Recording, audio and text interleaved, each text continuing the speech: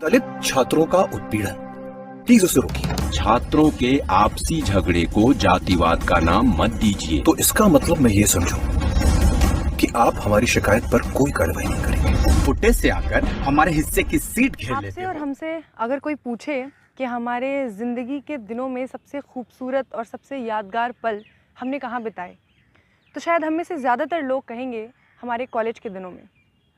लेकिन क्या ये सबके जीवन की हकीकत है? क्या सबके कॉलेज के दिन हमारे और आपकी तरह इतने ही यादगार और इतने ही ज़्यादा अच्छे रहे हैं? नमस्कार, द जनता लाइव देख रहे हैं आप और मैं हूँ आपके साथ पूजा। ये एक सवाल फिल्म के ज़रिए, कोटा द रिज़र्वेशन, जो फिल्म अभी हाल ही में रिलीज़ हुई है, इस फिल्म के ज़रिए जो किरदार है इस फिल्म में, वो पूछता है, वो कहता है अपने दोस्तों से कि जिससे भी पूछो कि उसके जीवन के सबसे अच्छे पल कौन से थे, तो वो कहते हैं कॉलेज के दिनों के। लेकिन कोई हम दलित छात्रों से पूछे कि हम इन कॉलेज के दिनों को एक एक दिन कैसे काट रहे हैं। एक ऐसा लड़का जो विज्ञान का लेखक बनना चाहता था, विज्ञान पर बहुत कुछ लिखना चाहता था, लेकिन 2 पन्नों के सुसाइडल नोट से ज़्यादा लिख नहीं सका। रोहित वेमुला, पायल तन्वी, ये वो नाम हैं जिन्होंने इंस्टीट्यूशनल डेथ झेली है। ये शब्द शायद आप पहली बार सुन रहे होंगे, इंस्टीट्यूशनल डेथ। जब एक पूरी संस्था आपको इस तरीके से जकड़ ले कि आप डिप्रेशन के शिकार हो जाएं और वो डिप्रेशन आपकी जान ले ले। इन तमाम चीज़ों को अगर आप नहीं समझे हैं, करीब से नहीं जान पाए हैं, तो ये फ़िल्म आपको ज़रूर देखनी चाहिए, कोटा द रिज़र्वेशन। संजीव जायसवाल की ये फ़िल्म अपने आप में ऐसी कई कहानियों को आप तक ला के रख देगी जिन्हें आपको लगता है कि शायद ऐसा कुछ है नहीं। अक्सर हमारे साथ होता है कि जो हमने देखा नहीं, जिसका अनुभव हमने किया नहीं, हमें लगता है वो सच्चाई नहीं है। लेकिन जब बात आती है जातिवाद की, जब बात आती है किसी के साथ इस तरीके के भेदभाव की, तो यहाँ आप गलत साबित हो जाते हैं। एक बहस इस देश में लंबे समय से चली आ रही है, आरक्षण भीख है या अधिकार? इस सवाल का जवाब अगर आपको वाकई तलाशना है तो आपको ये फिल्म ज़रूर देखनी चाहिए। इस फिल्म के ज़रिए आपको पता चलेगा कि किस तरह जातिवाद का असली चेहरा शिक्षण संस्थानों में नौकरी पेशा लोगों के लिए आए दिन उनके जीवन संघर्ष को किस हद तक बढ़ा देता है। उम्मीद से भरे चेहरे, उम्मीद से भरी आंखें जब कॉलेजों में जाते हैं, मुश्किल दौर पार करके गाँवों से निकलकर, इस फिल्म का जो मेन लीड है सौरभ रावत, वो जब गांव से 12वीं करके निकलता है और कॉलेज जाता है उम्मीदों के साथ कि वो डॉक्टर बनकर आएगा, अपनी पहली पीढ़ी का वो डॉक्टर होगा।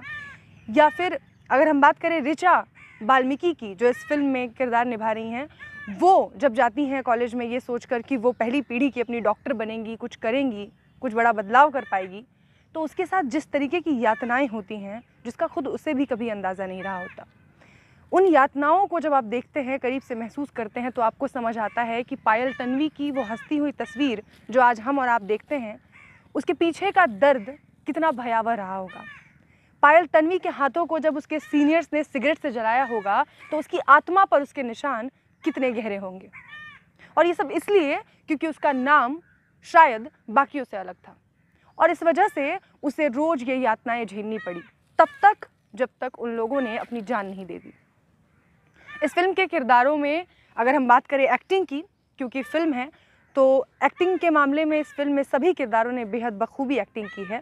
बात करें राइटिंग की, तो वन मैन आर्मी की तरह संजीव जायसवाल इस फिल्म के राइटर भी हैं। इस फिल्म को उन्होंने डायरेक्ट भी किया है, स्क्रीन प्ले भी इस फिल्म का उन्होंने खुद से लिखा है। तो इस फिल्म में अपनी पूरी मेहनत और एक लंबे समय से इस फिल्म का इंतज़ार किया जा रहा था और फाइनली क्योंकि इसे कहीं और वो लॉन्च नहीं कर सके, तो इसे बाबा प्ले पर उन्होंने खुद से लॉन्च भी किया है। तो इस फिल्म को लोग पसंद भी कर रहे हैं, इसे प्यार भी दे रहे हैं। एक लंबे समय से इसका ट्रेलर जो था वो रिलीज़ हो चुका था, फिल्म का सभी इंतज़ार कर रहे थे। एक ऐसे मुद्दे पर फिल्म बनाना जिस पर तमाम बड़े बड़े लोग बात करने से कतराते हों, डरते हों, उस फिल्म को सरेआम लोगों के बीच उनके मुंह पर तमाचे की तरह मार कर ले आना हिम्मत का काम होता है। और इस हिम्मत की दाद देनी पड़ेगी इस फिल्म के निर्देशक संजीव जायसवाल की, जिन्होंने इस फिल्म में कहीं भी कोई लाग लपेट का इस्तेमाल नहीं किया। सरनेम्स कहीं भी छुपाने की कोशिश नहीं की गई है, क्योंकि उन सरनेम्स की वजह से ही पायल तन्वी और रोहित वेमुला जैसे लोग आज हमारे बीच नहीं हैं। और इसके अलावा किस तरीके से एक और छोटी सी जो बारीक सी चीज़ उन्होंने निकाली है कि जब इस फिल्म में वो दिखाते हैं कि किस तरीके का संघर्ष है, बाबा साहेब की तस्वीर लिए हुए सौरव रावत जब उसके कमरे में वो बाबा साहेब की तस्वीर दिखाते हैं तो उसके साथ ही शेरावाली माता की तस्वीर भी होती है और वहाँ हाथ जोड़कर वो उनसे अपने दुखों का निवारण करने की भी उम्मीद करता है। तो ये एक जो पशोपेश है लोगों के मन में, उसको भी उन्होंने दिखाने की कोशिश की है। हालांकि इस पर उन्होंने आगे ज़्यादा कुछ नहीं दिखाया, बस वो यही दिखाते हैं कि बाबा साहेब को मानने वाले किस तरीके से माता रानी के आगे भी हाथ झुका रहे हैं, गायत्री मंत्र का भी पाठ कर रहे हैं। ये आगे का कॉन्सेप्ट हो सकता है उनके लिए, शायद वो आगे इस पर कुछ लेकर आएँ, लेकिन फ़िलहाल इस फिल्म में जिस तरीके से वास्तविकता को पेश किया गया है वो काबिल तारीफ़ है। आपको वो देखनी चाहिए और साथ ही ये समझने की कोशिश करनी चाहिए कि आज सच में आरक्षण क्या है, भीख है या अधिकार है। अगर आपके मन में भी ये सवाल कभी आया है तो ये फिल्म देखिए और ख़ुद तय करिए कि एक लंबे अरसे के बाद, 75 वर्षों की आज़ादी के बाद, सबको समानता के बाद अगर हम यहाँ हैं तो आरक्षण क्या है। ये सवाल आप खुद से करिए और ये फिल्म ज़रूर देखिए और उसके बाद जो भी आपकी प्रतिक्रिया हो वो हमें कमेंट बॉक्स में ज़रूर बताइए। आज के लिए बस इतना ही। देखते रहिए द जनता लाइव।